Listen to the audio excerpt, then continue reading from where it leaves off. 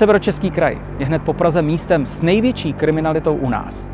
Krajská kriminálka v Ústí nad Labem má tak plné ruce práce nejen s drobnými pouličními krádežemi, ale i s těžkými zločiny, jako jsou vraždy. Kdo ví, možná jí s tím už v blízké budoucnosti a vlastně nejen tady, ale v celé České republice pomůže speciální počítačový software, který umí předpovídat chování kriminálních osob a dokáže tak vlastně zločinům předcházet. Mimochodem úspěšně už ho používá anglická kriminálka v Manchesteru. Zatím je tu ale jiný pomocník, který v boji se zločinem sehrává zásadní roli. Kamerové systémy. Objevily se teprve v nedávné historii, ale kriminalistům už pomohli usvědčit mnoho vrahů.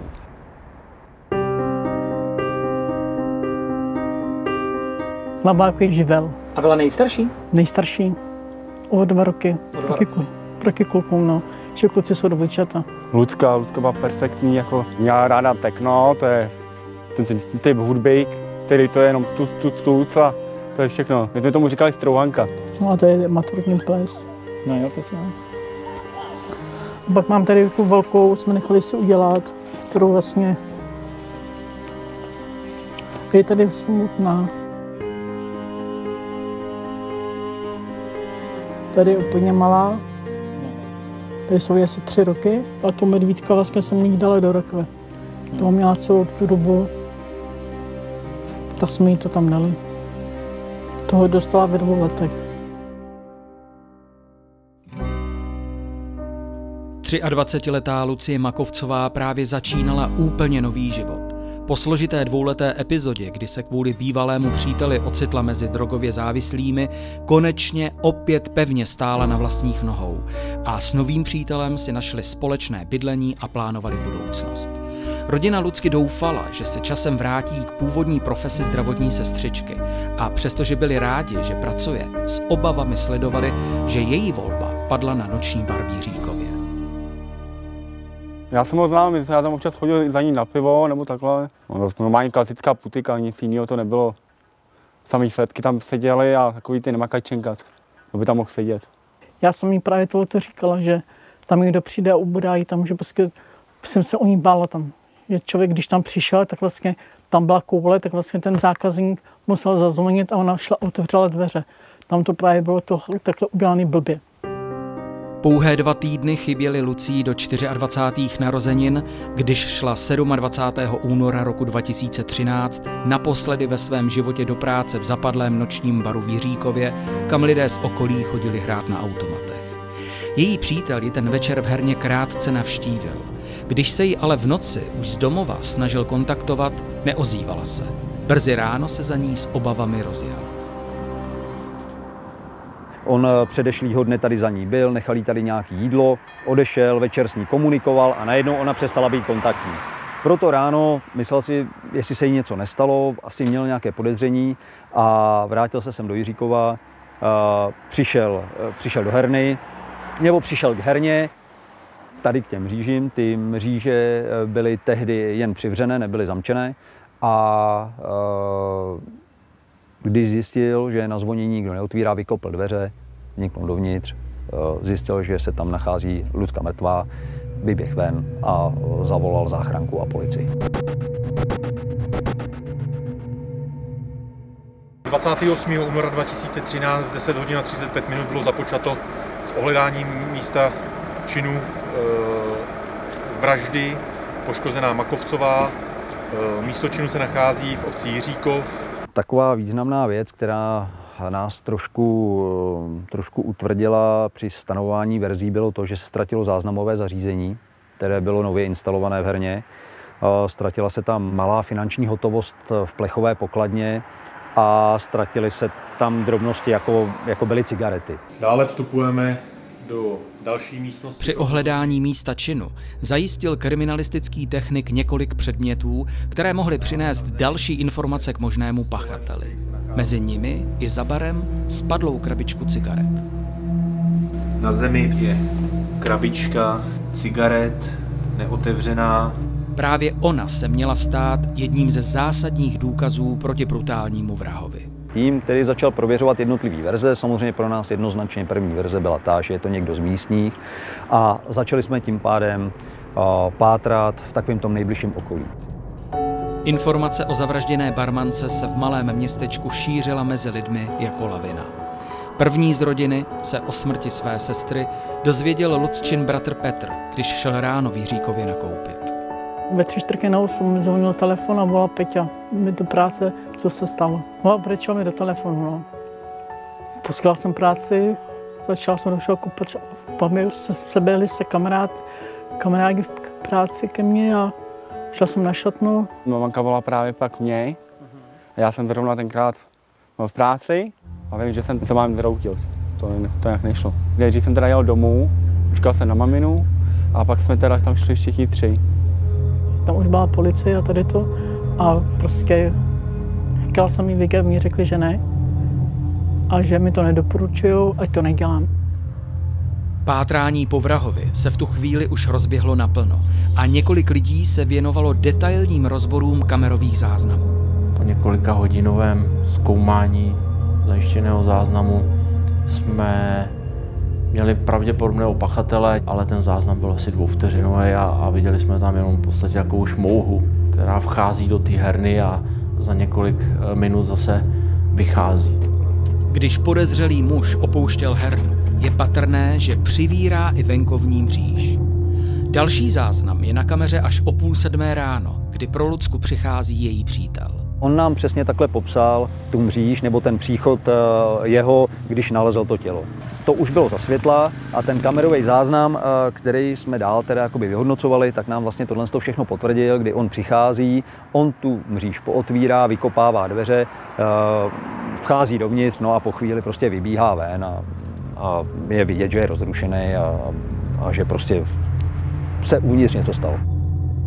Díky kamerám z večerky a širšího okolí se postupně podařilo identifikovat návštěvníky baru z oné noci. Jen muž, kterého do herny vpustila Lucka krátce před 2 ráno a který o 10 minut později odcházel, zůstával neznámý. Lucku zabil pravděpodobně právě on. Podoba muže se ze záznamu vyčíst nedala, ale protože ho bez problému pustila dovnitř, šlo nejspíš o někoho místního. Rozhodli jsme se, že začneme to šetření cílit na místní lidi, kteří navštěvují herny a že je zkusíme otravit takovým způsobem, že nám prostě řeknou, kdo to byl. Zvolená taktika zafungovala takřka okamžitě. Během několika dnů nalezl místní policista ve schránce vzkaz. Vrahem je prý Bujak. 5krát soudně trestaného Bujaka alias Lukáše Siváka už operativci měli na seznamu občasných návštěvníků herny. S družkou a synem bydlel jen 400 metrů odtud. Kriminalistům pak stačilo znovu prověřit kamery. Přesně v čase, který odpovídal odchodu jeho z herny, tak jsme ho našli na tom záznamu, jak vchází do domu, ve kterém měl v tu dobu bydliště. Šetření kolem Siváka ukázalo, že v den vraždy nečekaně odjel k příbuzným do Krupky a od té doby se v Jiříkově moc nezdržuje.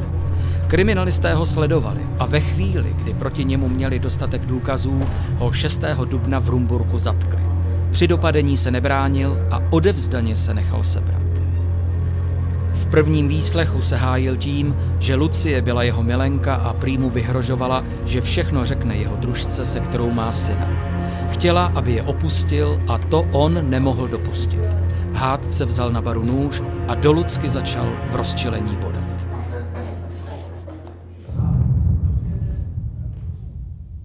Pozdějším ohledáním v laboratoři bylo zjištěno, že je tam daktelka a že je tam stopa biologická. A biologickým zkoumáním bylo zjištěno, že to je lidská krev a pozdějším genetickým zkoumáním bylo zjištěno, že to je krev zavražděné Lucky a daktyloskopická stopa, která byla z krabičky vyvolaná, byla stopa pachatele. Jedním z dalších podstatných důkazů mohla být i vražedná zbraň – nůž. Sivák tvrdil, že ho v rozrušení sebral v herně, ale majitel herny své jediné 2 nože našel uložené v pořádku na svém místě. Martin Charvát s kolegy byli ale přesvědčeni, že zadlužený Sivák vraždil ze zištních důvodů. Vraždu plánoval a použil svůj nůž, který podle výpovědí svědků nosil u sebe. Jeho nalezení a nalezení dalších věcí z herny se tak stalo klíčovým cílem. lístek s datem 20. Propátrali jsme popelnice, je to klasický postup, a samozřejmě jsme pátrali i tady v tom potoce, který teče za barem. Po dopadení Sivák vypověděl, že batoh s nožem i s ukradenými věcmi hodil do rybníka Ostrovák v Jiříkově. Policejní potapěči ho ale nenalezli a teprve v květnu po opakovaném dotazování Sivák pravdivě určil úkryt věcí v lese nedaleko Krupky. Policejní pes tu nalezl Lucčin batoh, záznamové zařízení, pokladnu, zakrvácené oblečení i vražednou zbraň, kuchyňský nůž.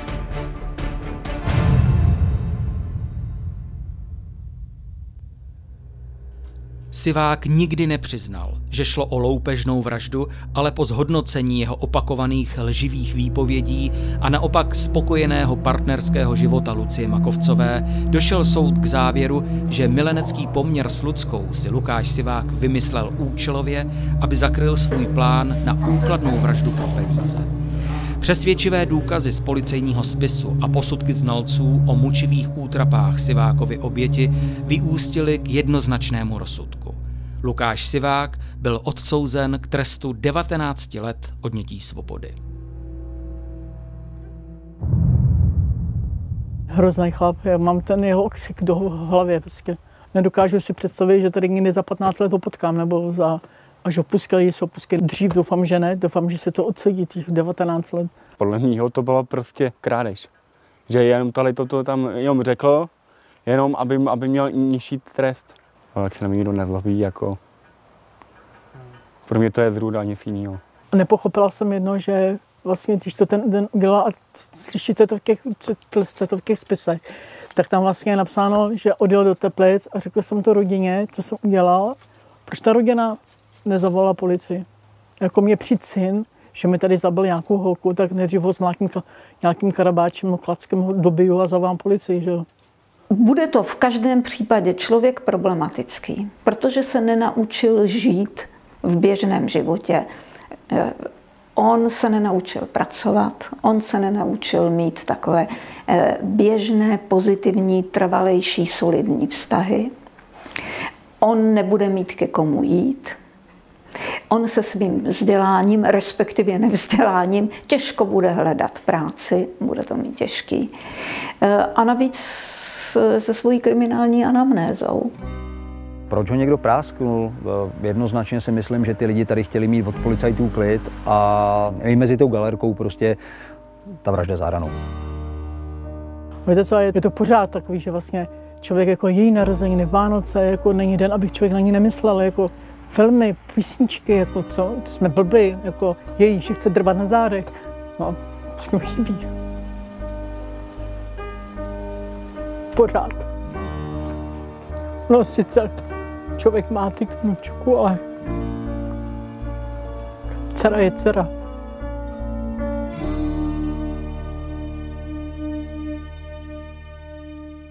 Po 23leté Lucii zůstalo doma velké prázdno. A její smutný příběh si severočeský kriminalista Martin Charvát často připomínal.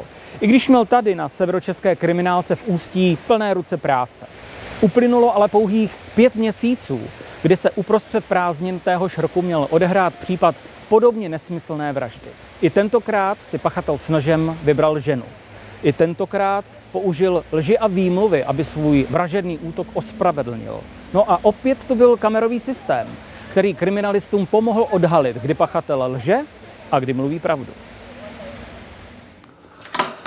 Tohle to je vlastně taková palubní dokumentace z taxíku. Koncese. No, živnostenský list, no. A tamhle to. Tady mám veškeré věci, co se týče toho případu. Fotografie toho auta. A to jste fotil vy, nebo tohle?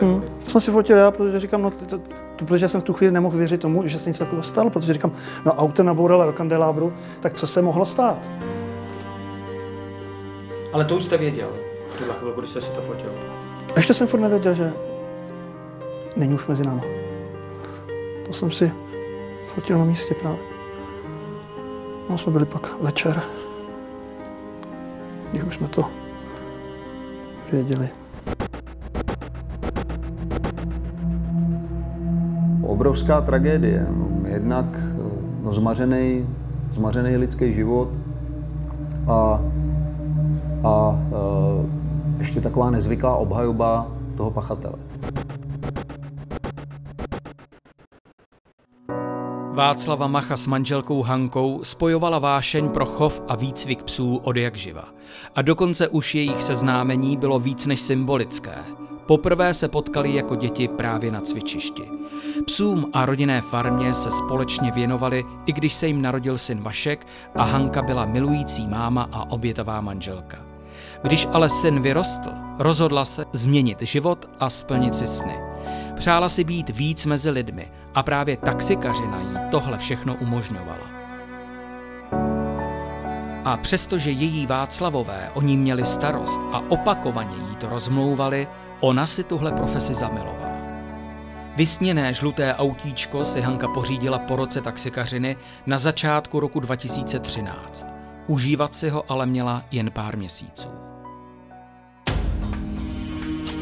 Bylo časné sobotní ráno 28. července roku 2013, když si řidič projíždějící Sibiřskou ulicí v Neštěmicích všiml žlutého taxíku nabouraného do betonového mostku. Zastavil, doběhl k autu a uvnitř nalezl zraněnou řidičku. Nebylo úplně jasné, co se stalo. Až když jsme nějakým způsobem vlezli do toho auta, tak bylo vidět, že problém je někde jinde. Že je tam zakrvácená žena, která byla při plném vědomí. Nepamatuju si, co přesně říkala, s tím, že jí zákazník bodl a utek. Vozidlo přijelo ze shora a bylo prakticky napasovaný. Tadyhle chybí kus zábradlí a bylo v tom zábradlí.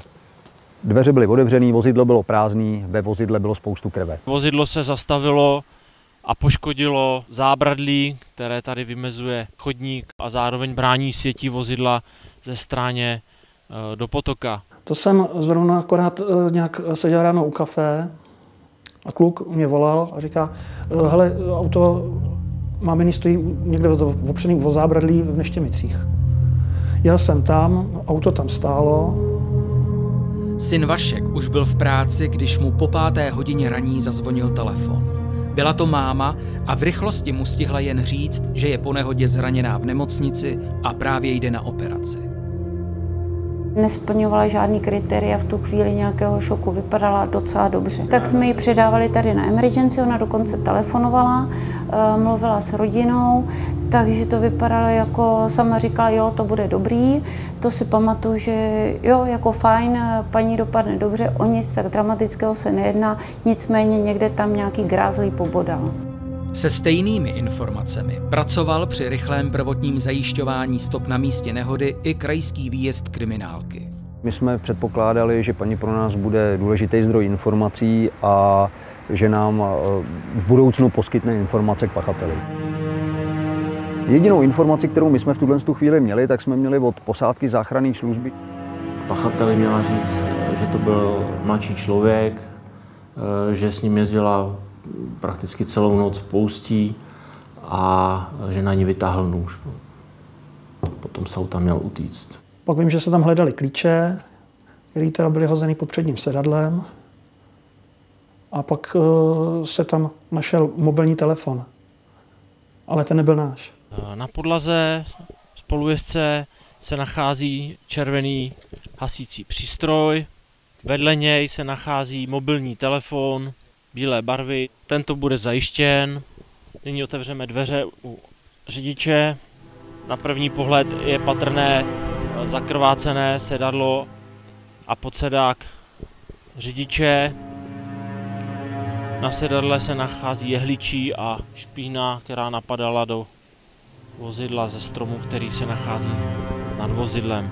Mým úkolem bylo to širší ohledání, to znamená případně zjištění svědků v okolních domech, dát dohromady odchodovou cestu pachatelů pomocí svědeckých výpovědí, po případě zajistit veškeré důkazy, které by nějakým způsobem mohly s tím případem souviset.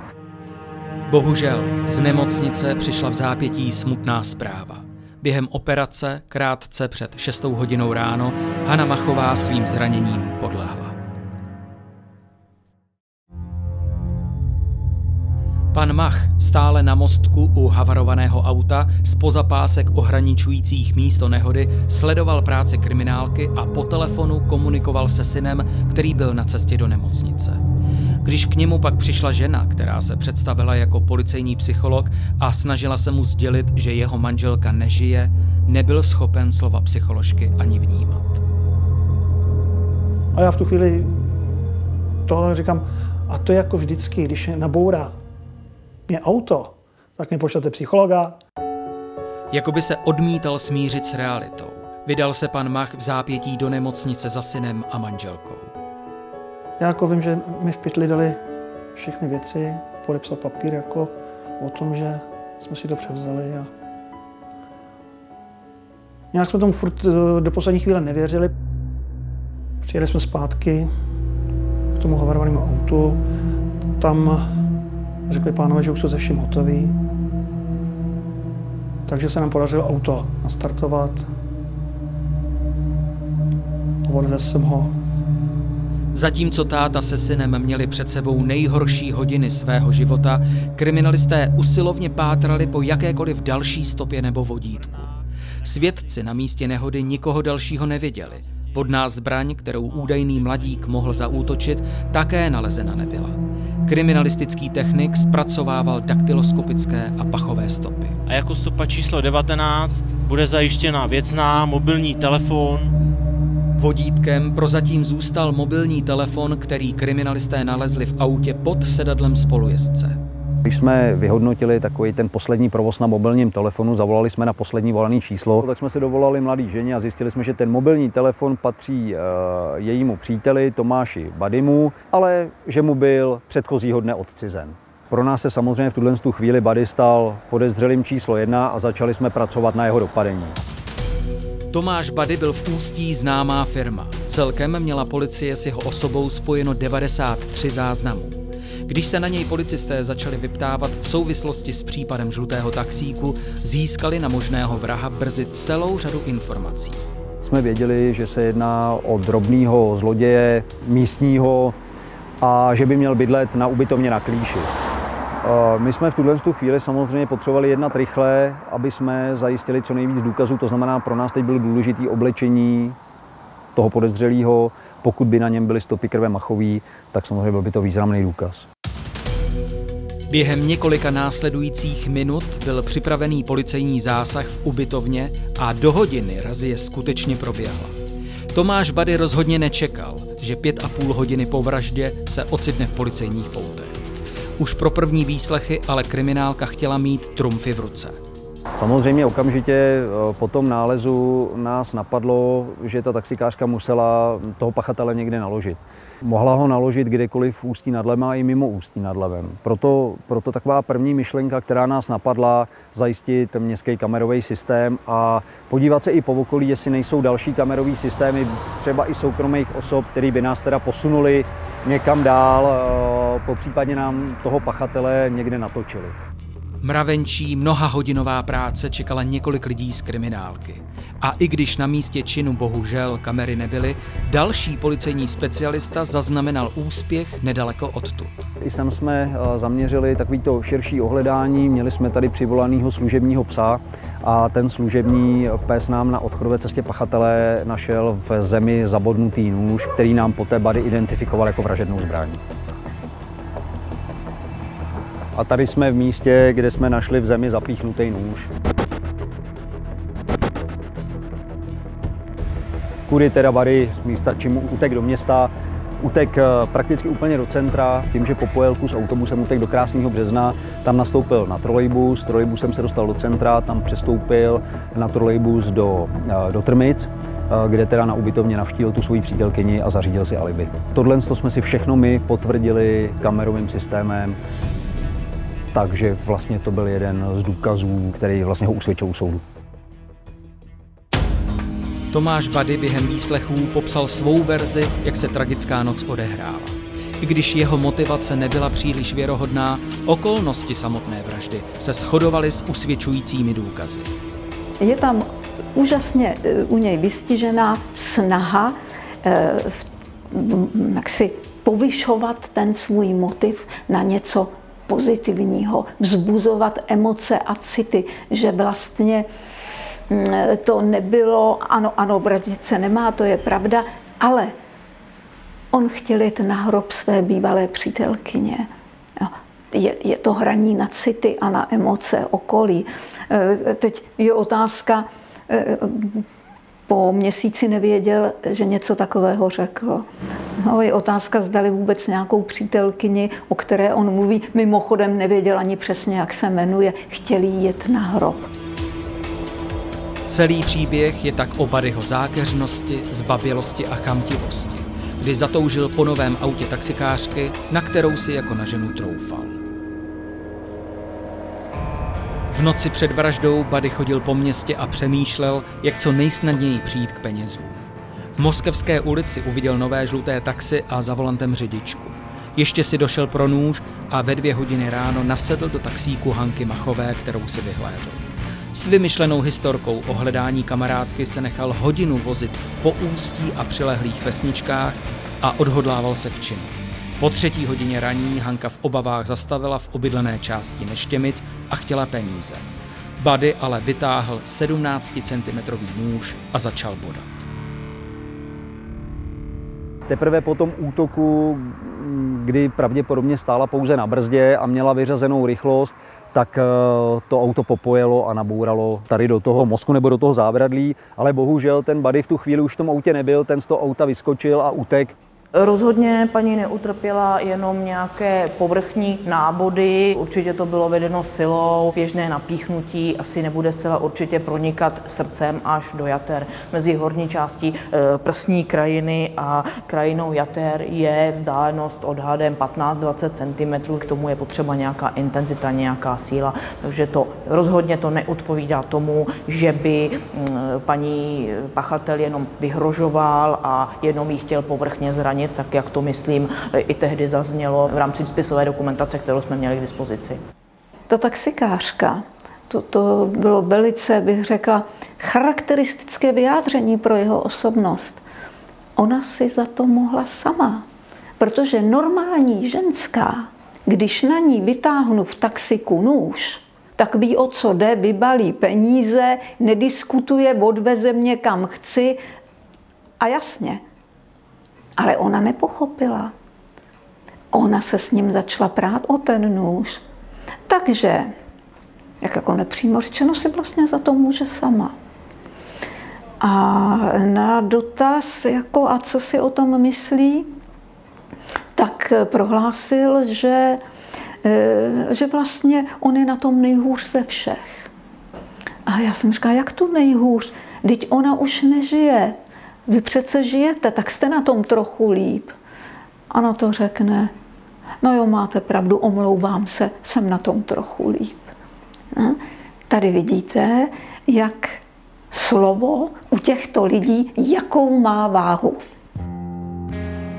Za to, že taxikářku Hanu Machovou usmrtil 14 bodnými ranami, které zasáhly játra, bránici a srdce a nedávaly jí tak šanci na přežití, odsoudil krajský soud v Ústí nad Labem 19letého Tomáše Buddyho k 19 letům vězení z maximálně možných 20. A kdo ví, možná je tráví ve stejné věznici jako Lukáš Sivák, který 31 ranami nožem usmrtil barmanku Lucii v Jiříkově. V tom roce 2013 to byly 2 takový podobný možná trochu případy, kdy vražednou zbraní byl nůž, ta vražda byla loupežná a kdy nám v tom prvopočátku, v tom nejdůležitějším čase, kdy ta stopa je horká, pomohly bezpečnostní kamery a dneska je to naprostý standard, že prostě při každém, neřeknu jenom násilným trestným, při každém trestném činu prostě zkoumáme, rozhlížíme se, jestli se někde v okolí nenachází nějaký soukromý nebo veřejný kamerový systém, který bychom mohli využít.